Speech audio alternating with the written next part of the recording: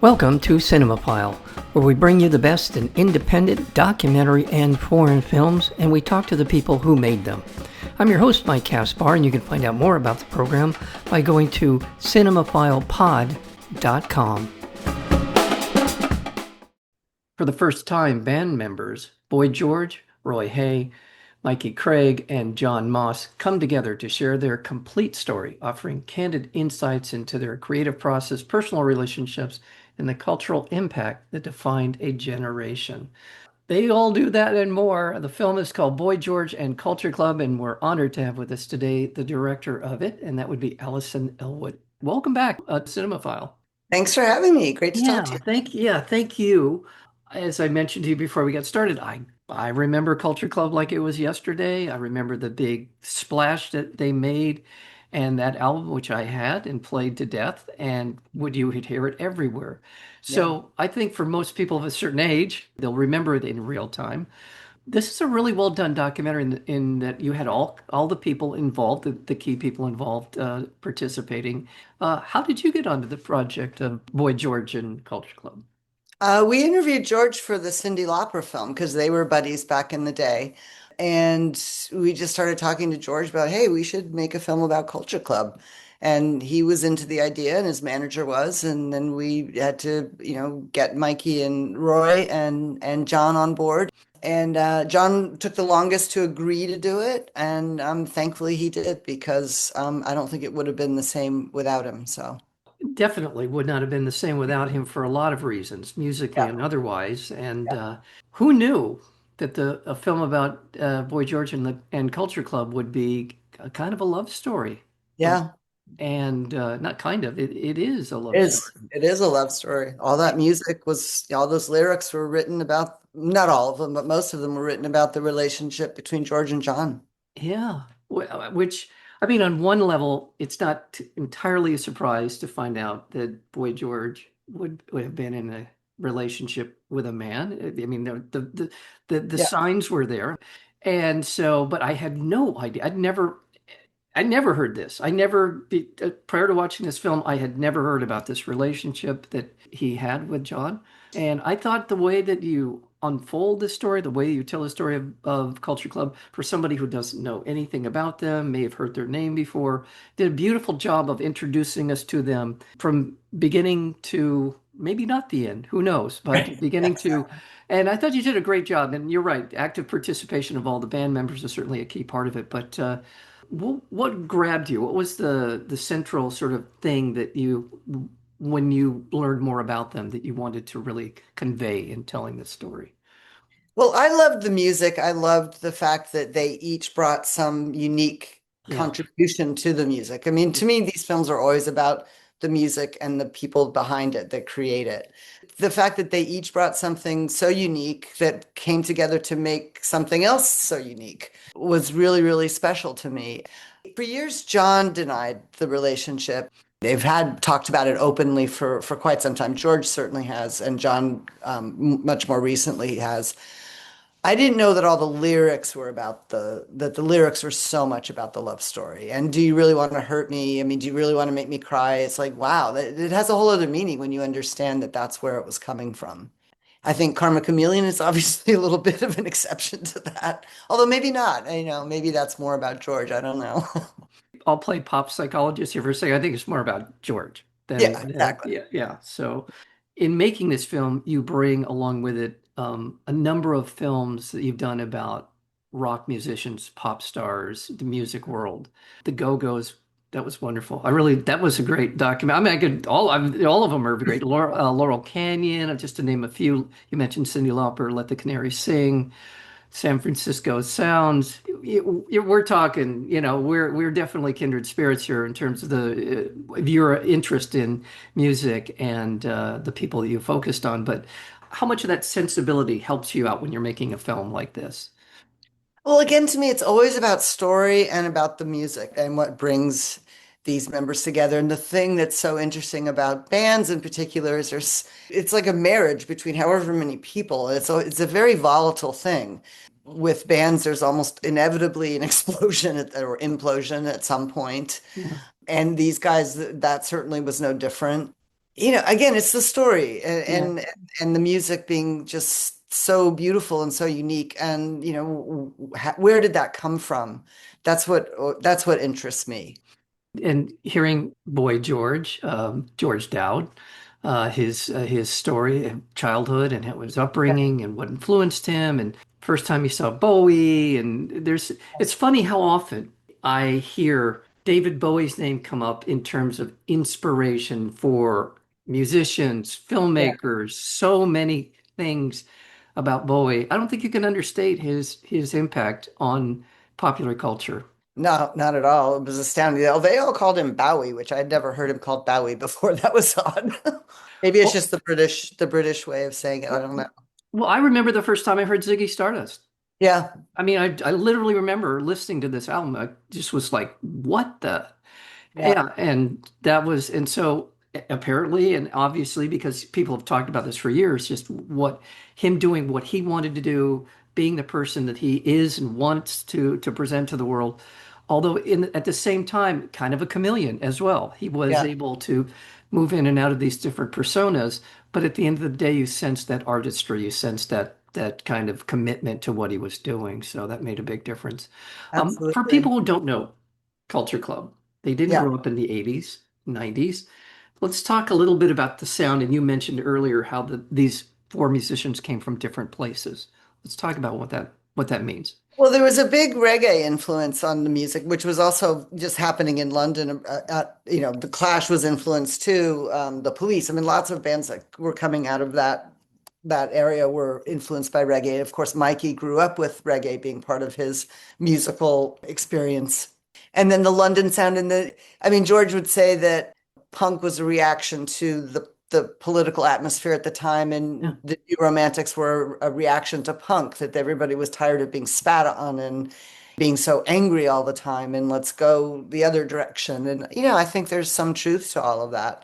Yeah, I mean, it's just such a beautiful sound, but the reggae influence was very, very Yeah. strong in Yeah. in Culture Club. They all each had a particular lane that Yeah, they were in, right? yeah. One of the more interesting things that John actually played with the Clash. No, it's amazing. And our brilliant archival producers, Kate and Mike Griffiths, found footage of him drumming with the Clash. Whoa. Yeah, it's in the film. It's very brief. It's not, Yeah. it's very, very short. It's that little black and white clip. And he didn't play with them for long at all. It was, I Yeah. don't think he ever went on tour with them. I think he just did some rehearsals or tried out or something. But yeah, they were all floating around that scene together. That's the thing about Britain as opposed to the United States. I mean, we're a bigger country geographically in many other ways. We just are, it's a large country where it does feel like scenes evolved in Britain. I'm gonna go back to the Beatles, right? Yeah. And kind of the Mercy beat and the influence of American R&B and how Yep. and a lot of people gravitated to that for in a very short period of time and blew it up into something of their own. And it seems like that's kind of it. Maybe it's not anymore, but it feels like it was really a big part of the English culture to kind of Yes. evolve these scenes. Is that fair? Yeah, very much so. It was there was a lot of fusion of things going on at that time, and a lot of those bands were so influenced by that. The bands that came later, like the Police, was very influenced by it too. And then there were scenes in LA that little pockets of LA for the punk scene that happened too, and then Seattle later with grunge. It's like these little pockets pop up, and it's fascinating. It's like Laurel Canyon, San Francisco. It's like it's really interesting to see how those things happen, why they happen, and then they sort of dissipate and it moves on somewhere else. Something else pops up. That's a real sociological, Yeah. I don't even know how to characterize it, but it does feel like there's got to be something about the authenticity of it. Whatever Yeah. that scene is, there's got to be something that people, when they walk in the door, they feel it. They know that these aren't posers, these aren't people who are trying to manufacture something. It's They're coming trying to from, define themselves and redefine a time in which they're existing, I think. And it is true for writers too. There's pockets of writers will pop up in Paris and New York. And it's fascinating when these cultural conversions happen and what's created from them is fascinating. and oftentimes, and it's not always true, but I think oftentimes it's a matter of blending cultures. Yeah. Whether it's a strong working class Yeah. sensibility, where that's where punk kind of came from, or whatever it might be. Disco came obviously out of a gay culture, and then mixing with R&B and black music. So and then yeah, it's that authenticity that pops up in all of that that makes it work to me. It's although people talk about all the time negatively about musical appropriation, and I think it's musical appreciation. Music is always about fusion and integrating other things and learning from other things. And that's what I think is magical about music. It makes it sort of a universal language that it's willing to be incorporative versus exclusive. There's a couple of people that were mentioned. This is just a personal thing. I'm glad to see Susie and the Banshees, Yep. Polystyrene, a Yep. couple of other women Yeah. Big who were, influences on George. yeah, is that, well, there was one other one I can't remember right now, but they were a big, yeah, it was great. It was, Quattro. yeah, Susie Quattro. There you go. Yeah. And again, George Dowd, or Boy George, is a definite fan of the music that he Yep. gravitated to, the kind of music he made, the whole band. I love that fact that each one of them is really from a very different sensibility. Reggae, Yep. you mentioned. Yeah, I'm not going to try and remember all of them right now, but yeah, and it was a blast of fresh air Yeah. when that album came out. Yeah. And I had forgotten Karma Chameleon was the biggest hit. I just remembered Yeah. Do You Want to Hurt Me for some Right. reason. And then Right. I forgot. I thought it was, I don't even, I thought it was another album. If you had asked me, oh, that came out later on. But so that was this album that Boy George and Culture Club was everywhere. You It couldn't be. was. Yeah, absolutely. Um, And the story of Karma Chameleon is funny too because the other guys hated it. They were like, no, no, no, no, no, no, no. And George is like, nope, it's going to be our big hit. he They're did. like, no, we hate it. He did. He did say They, it's to this day, are it's like, well, we don't get it, but it's still, people love to hear it. I'll take a swipe at this. I just think it's a catchy tune as all Yes. get out. And it kind of means what you want it to mean. I feel like it's kind of open-ended in Yeah. that idea of karma and so I'll just throw that in the mix because it's a catchy as hell tune. It's really well done. And his vocals are great in it. In your experience as a filmmaker, you have made a lot of films. American Jihad, I mentioned some of the ones that are more music centric. Women of Troy, worked with Alex Gibney quite a bit. Is that Yes. where's your roots? Where did you start as a filmmaker?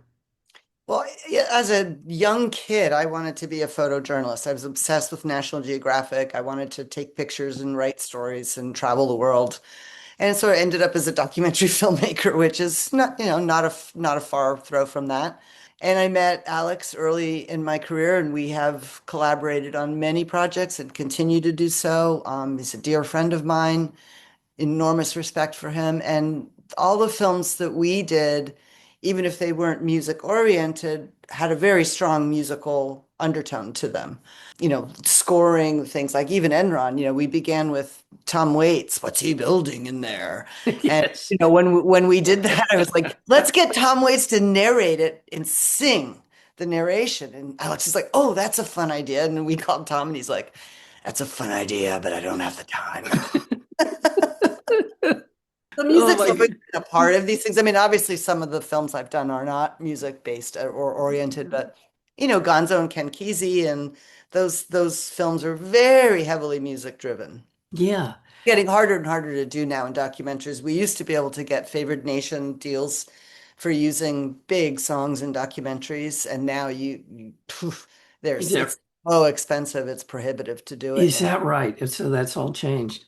By the way, Casino Jack in the United States of Yeah. Money.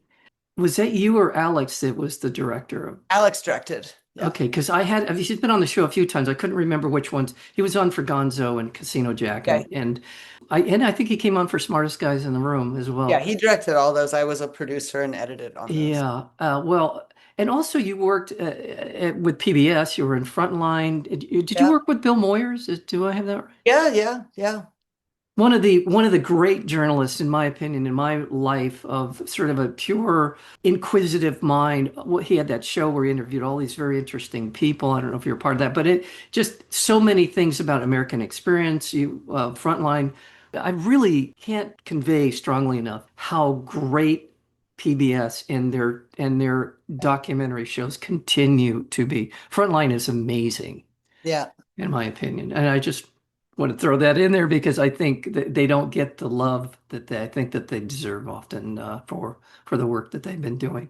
What a great way to come up that you're just describing. By the way, I want to let our listeners know that we're speaking with Alison Ellwood. She is the director of Boy George and Culture Club. We're talking about her roots, where she came from, and just so many great documentaries to be a part of, and narrative films. As a writer, I would, potentially director, very interested. I've written a bunch of screenplays, came close to selling a few times, and it's hard to break into, but I definitely would love to take a stab in that world. Certainly appreciate seeing narrative films. So Okay, well, all the best, because I mean you certainly have the instincts to be a director of a narrative film. And well, let's go back just in your own personal life. Was there a documentary when you were growing up? Was there some one or two documentaries that really kind of said, I want to do that, or remain among your favorite films in terms of you've seen? well, I always like to joke and say my favorite documentary of all time is Spinal Tap, which it is. And that's God, there's so I'm blanking. Well, how about Yeah. I'm just going to throw out Thin Blue Line. Is that something that had any Yes, impact? yeah, definitely. Stylistically, for sure. I thought Yeah. that to me was really interesting to see what you could push the envelope stylistically in a way that hadn't been done up to that point, been more conventional. The 7 Up series always, and the Yeah. 21 Up and all those were quite amazing. But It's such a tough slog. Anybody who's listening to the show would know that I say this way too much, but I love documentary films. I love documentary filmmakers because these people have the determination and wherewithal to trust their instincts, to understand a good story when they see one, pursue it to the point where they can make a documentary and pray to God that somebody will see it, which is just criminal that has to be the case for so many documentary films and filmmakers. Just the hope that somebody will see it's unacceptable. In my humble opinion that they aren't given a platform, a greater and higher platform. But yeah, I mean, there was a great resurgence for a while there, and I think just the tone now, especially now, is just so dark in everything. It's very strange what's happening, but I am optimistic that things will eventually turn around, and hopefully that will be more opportunities to tell these stories because there's a hunger for them. They do really well. So they it's do. really strange that people are so afraid to fund them because Well, and there's great narrative films that I would, jump off a cliff for, but I think documentary films, at least for me, when they land hard. I remember yeah. them in great detail, and whatever it's about stays with me. Yeah. So if that matters, and it should matter to somebody who's going to fund these films, that I don't think I'm atypical. No, I don't think so at all. Again, they do really well. People love them. Yeah. And so hopefully things will get better. Yeah, well, we just have to destroy the robot army and get rid of all the data centers, and we'll be okay. So, Yeah, okay, is that all we have to do? That's it. That's all we have to that's worry it. about. All right. Well, thank you, Thank Allison. you. It's great to talk to you again. Yes, as well. Allison Ellwood, the film is called Boy George and Culture Club. It is fun and interesting and provocative and emotionally involving as well. See it, it's available right now. I believe it's available right now on Apple Plus, Fandango, Amazon Prime. It's being released through Vantage Media. So run, don't walk to see Boy George and Culture Club. Thank you very much. Thank you. You have been listening to Cinemaphile with Mike Kaspar, the place where you will hear from the best in independent documentary and foreign filmmakers. Please check out our previous interviews as well as upcoming interviews and special programming by going to cinemaphilepod.com. We are also available on Apple Podcasts, Spotify, and YouTube, searchable under Cinemaphile with Mike Kaspar. Until next time, thank you for listening.